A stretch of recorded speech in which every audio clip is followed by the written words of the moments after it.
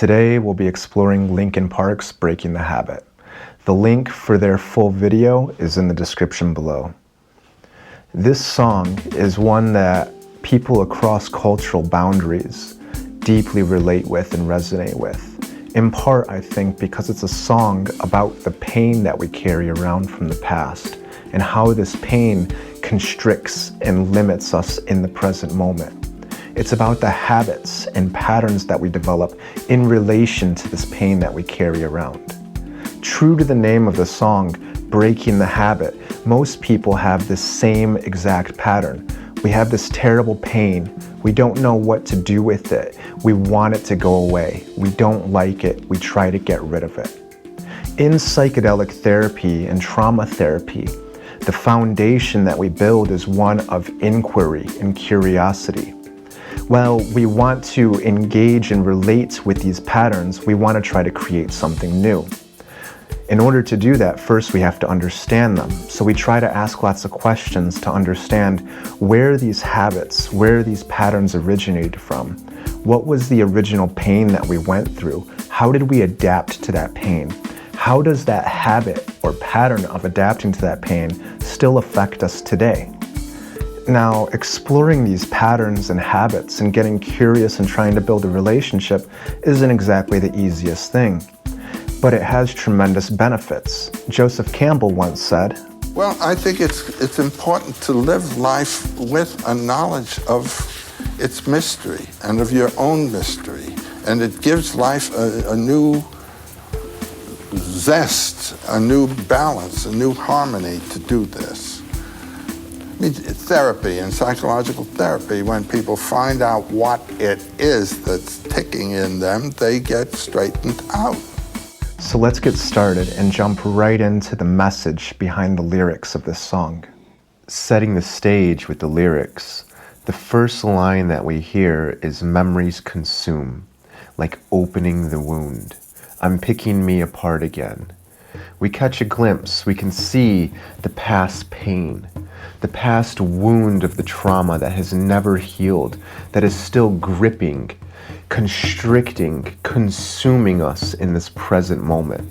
Its grip is so strong that we can't break free from this pattern or this habit of adapting to this pain from the original way that we felt it. The next line is, "You all assume that I'm safe here in my room, unless I try to start again." So we catch this scene, the setting of, I'm in this terrible pain. I'm alone in this room, and there's an assumption, a big misunderstanding, a disconnect between me and other people around me. Nobody knows what I'm going through. Nobody knows what kind of pain that I'm carrying. Nobody knows what I'm experiencing right now. And you just assume that I'm safe and that I'm happy and that everything's going well, and you can just put me in my room and everything's okay. Given the sense of isolation and disconnect and misunderstanding, it's easy to imagine the frustration, the anger, the fear, the sadness, the pain that comes along with this, of having this terrible pain, not knowing what to do with it, having it consume every moment, every aspect of our lives, and then having nobody see us go through that. So then we hear in the chorus, "I don't know how I got this way. I don't know why I have to fight. I don't know why I have to scream and instigate and say what I don't mean. I know it's not all right, so I'm breaking the habit." We can really see the self-blame, the disconnect in ourself here, not knowing why we're behaving this way, why we're feeling this way. So not only are we disconnected from others don't know what we're going through, we're also disconnected from ourselves. We don't understand what we're going through either. And we blame ourselves for this pattern. And that leads us into another line, "I hurt much more than any time before. I have no options left." We can really start to see the frustration, the hopelessness, the dark labyrinth that we're wandering around in, unable to find any new paths, constantly coming back to the same place where we originated from, coming back around to the exact same experience, except every time we go around, it gets more and more intense. Almost like a pricking in our side, something that's telling us, look this way, pay close attention. But depending on what our pattern is with this pain, what we do with it, maybe we'll never ever see that message. So let's jump into the video. Let's look at what our characters are going through. The first character we really start to see is the businessman, the politician, the high-powered executive, sitting in his grand commanding office overlooking the city in what's reminiscent of the throne room of the Death Star. A symbol of status, wealth, power, and authority. Yet despite outward appearances, this businessman is clearly suffering. He's clearly in pain and despair. He's stressed. And what does he do with this pain? How does he navigate this pain? We catch a glimpse of that with him injecting a substance, most likely a painkiller. So the way that he has adapted to this pain is through a substance use, through a painkiller. But the substance use is only one aspect of this character's story. Why does he have to work so hard? Why does he devote himself tirelessly to his job, to this office, to whatever it is that he's doing? Why does he kill himself in the pursuit of these things for this office? Well, if we look at what we get from work, we might start to understand that. Things that people often get from work are a sense of value, a sense of connection, a sense of respect, status, authority, power. So in other words, the work itself is an addiction. It's a way of meeting some needs. If those are the unmet needs, being valued, being respected, being accepted, so on, we would ask, why doesn't this character have that to begin with? And we can speculate on that. We might say that he grew up in a household where he was never good enough for his parents. His parents had high expectations for him. He could never meet that. If he doesn't meet those expectations, he's never valued. He's never accepted. He's never cherished or respected. And so since he was never respected or valued or cherished or accepted in his childhood or in his house, he has to go out into the world and achieve high levels of status and recognition and power and authority to fill this void. So the work is an addiction trying to fill this pain, this hole of pain that he's still carrying around. Maybe he never had a sense of control in his life. Maybe he was the victim as a child of physical, emotional abuse, and he could never have any boundaries or exert any sort of control over the situation. So as he got older, he went out in the world and tried to attain a ton of power and authority and status so he could have control over his life and others. And yet, the same pattern continues, still in the pain, still dealing with it in ways that looks like he regrets or he doesn't like. Based on what we've seen with this character in this video, what I suspect he's going through is a deeply seated core belief about himself of unworthiness, of not being good enough, or being unworthy of being loved. And so he has to go out into the world to prove himself, or to try to obtain that value, or that respect, or that admiration, or that acceptance, because it's something that he's never had. The pain of never having that has never gone away, and no amount of external validation can ever fill this internal hole of pain. And so he has to rely on other means to numb this pain, injecting the painkiller. Next, we see a very similar story. A young woman, alone in her room, clearly in pain, isolated, disconnected. And here we can see the exact same belief. I'm not good enough. She literally writes it on the wall, I'm nothing. As we see her dealing with this core belief of unworthiness and the pain that's associated with it, we can see the way that she's adapting to this pain and what she's trying to do with this pain. She's trying to be good enough. She's trying to achieve some amount of acceptance and value and connection. The way she's doing it is through an addiction to beauty products. We see them strewn all over her floor. We see the pictures on the walls, the faces, the eyes, the lips, the masks. We can see the pill bottles, either pharmaceuticals or perhaps even diet pills, trying to numb the pain of not being good enough or trying to make yourself good enough. The beauty products, the masks, the faces, the diet pills, all of these things are representation of her struggle to try to be accepted, to try to be valued, to try to be good enough for somebody else. But what's her relationship with herself? We see her cut herself. We see her harm herself. Or we see her punish herself. So somewhere along the lines of her life, where she learned that she wasn't good enough, she learned this core belief of not just I'm unworthy or I'm not good enough, but if I could do whatever it is that I need to do to be accepted, to be good enough, then I'll get the connection, then I'll get the value, then I'll get the acceptance. And if I don't do that, if I don't live up to these expectations or standards, then I'm worthless. Then I'm scum and I deserve to be punished. Somewhere along the line, she learned this pattern. Maybe when she was a kid, she wasn't good enough for her parents, so she was punished. And so she learned the pattern. If I don't do these things, I don't get the attention, I don't get the acceptance, I don't get the connection. And in fact, I get hurt. So she's continuing this same pattern. But let's look at the next example, because these seem to be building on top of each other. The third example is of a couple.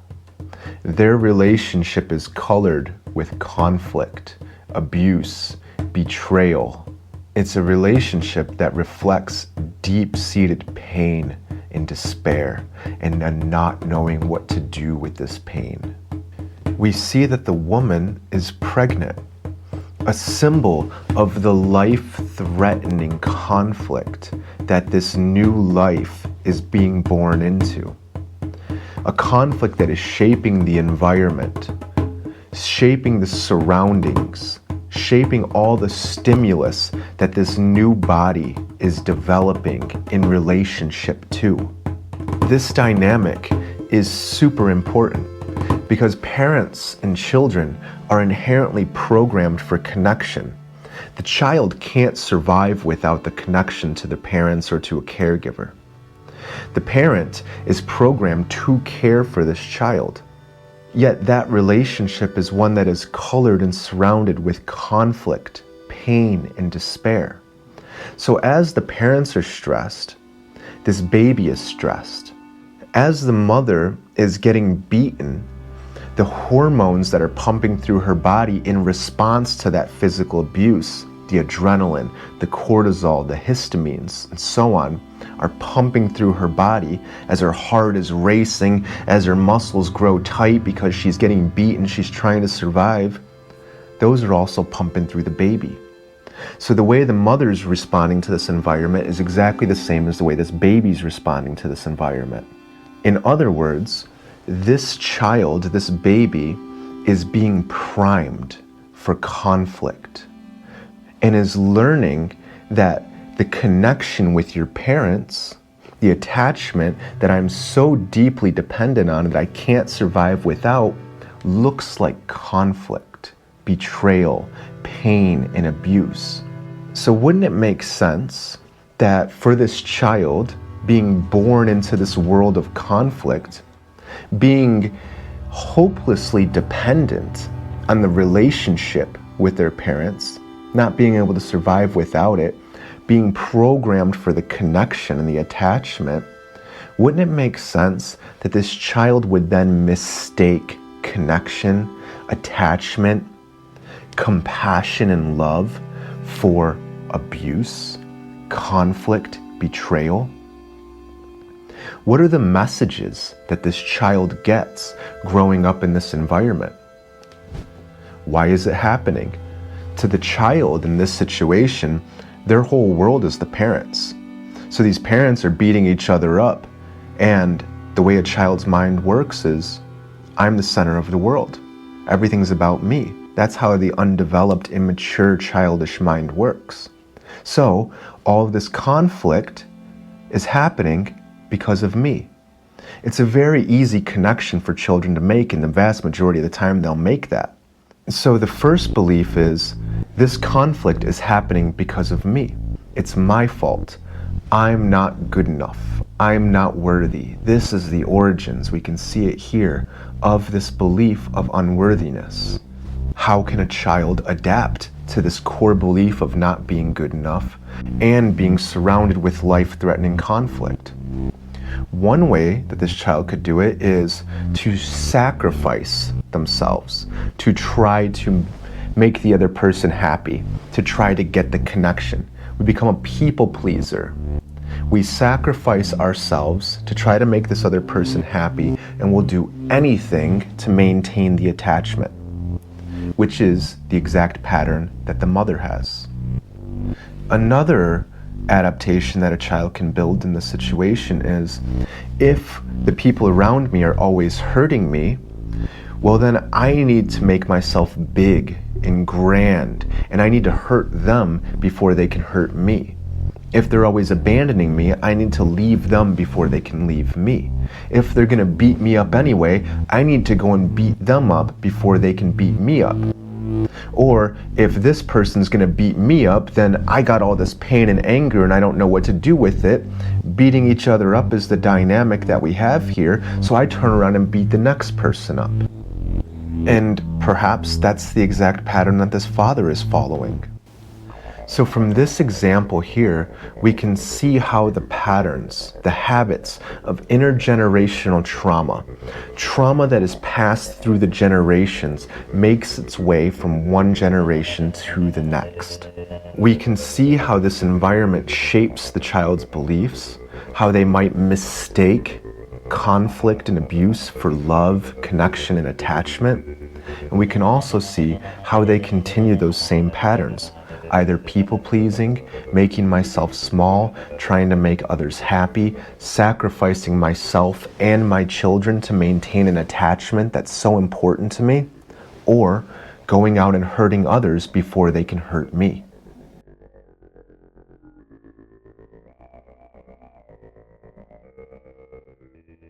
Hopefully through this process, we're starting to illuminate some of the things that are ticking inside of us. And if we can start to make sense of those, then we can start to forge new patterns. What would it look like for us to do something different outside of the pattern that's been handed to us? Now, while I agree with the quote that we shared early in this video from Joseph Campbell, that once we start to figure out what's ticking inside of us, that we get straightened out, I don't think that that's a complete picture. I think that something that would lead us closer to a complete picture is what another inspiration of mine said. Knowing is not enough, we must apply. Willing is not enough, we must do. So up until this point, the things that we've been focusing on is trying to understand why these habits, why these patterns are present, where they might come from, what circumstances they might originate in, and what kind of needs do these patterns have? What are they trying to achieve? What wisdom lies in this pattern or habit? So now that we're getting closer to understanding these things, what do we do with that knowledge? How can we apply that? What might it look like to do something new? What might introducing choice look like in this? Well, on the one hand, we can make the choice to continue doing the same pattern. We can identify the pain. We can say, when I'm in this pain, I'm most likely to act this way. And we can continue to do that. That is now a choice. On the other hand, we could say, I'm in this pain. I know this other pattern that I have, and I want to try to do something different. What might the new, different thing look like? One approach that I take to uncover what this new pattern might look like is I ask, when you faced this pain originally, what were the things that you needed? And most often, most commonly, the answer resonates with something along the lines of, I needed somebody to be there with me. I needed presence. I needed the person who's present with me to see me, to listen to me, to try to understand me. I needed this person to offer some validation, some reaffirmation, to comfort me so we can start to build trust and have safety, and to teach me what to do with these emotions. How do I process these emotions? How do I express them? And one of the last things that I often add in this situation is that we need somebody to do these things consistently. Because if somebody comes into our life and then does this once or twice and then dips out and never does it again, the inconsistency piece can oftentimes lead to a sense of distrust. So doing this consistently is very important. And so if you are to reflect on where your pain originates from, why you act a certain way, and you ask what were the things that you needed during this time, the approach here, the new pattern, mirrors becoming the person that you needed to do those things. So if you needed presence, if you needed listening and understanding, and you needed comfort and safety and expression and consistency, what we would want to do is compare that pattern to whatever pattern you were doing before. The more that we try to connect and relate with this pain, the more that we start to see that there's really just a hurt, wounded, childish version of ourselves that's still carrying around this pain. And so what we have to learn how to do is to be our own parents and comfort this pain, and to comfort ourselves, and to take the right steps to give ourselves the things that we need. That part of us that is still a child, that is still carrying around that pain, still exists. What is our relationship with this part of us? That's the pain. What do we do with it? Do we push it away? Do we fight it? Do we try to get rid of it? Can we do something different? Can we try to connect with it and nurture it and comfort it? So that's basically the gist of what I'm going to cover today. First thing is we have to get very curious about where our patterns and our habits come from. We have to inquire and try to relate and connect with the pain that we carry and why we behave the way that we do. Once we can start to understand these things, we try to accept that it's here. Rather than pushing it away, fighting it, trying to get rid of it, we accept that this is inside of us. Once we can accept it, then we really have the ability to start to do something new. That something new might look like trying to relate and connect and comfort this pain that we're carrying around. Getting very curious about it and trying to figure out what needs it has that are unmet and trying to meet those in healthy, constructive ways. And so I hope that this helps to shed some light on these patterns that are in our lives and in our culture. And also, let's try to remember that the healing isn't a destination. It's not a point on the map, but rather a journey. These new patterns and habits that we're trying to create are not something that's going to come fully developed overnight, but is rather something that will develop and mature with the right time, the right practice, and the right nurturing. And lastly, let's remember that we're not in this alone. While we may feel isolated and constricted in these rooms, just on the other side of these walls that we've constructed is somebody else who's going through the exact same thing as we are, feeling the exact same frustration and pain, and we don't have to go through this alone. So if we can start to transcend these barriers, and the more that we can heal ourselves, the more changes we'll start to see on a societal and global level. So together, let's embrace our old patterns. Let's take accountability and responsibility for those patterns.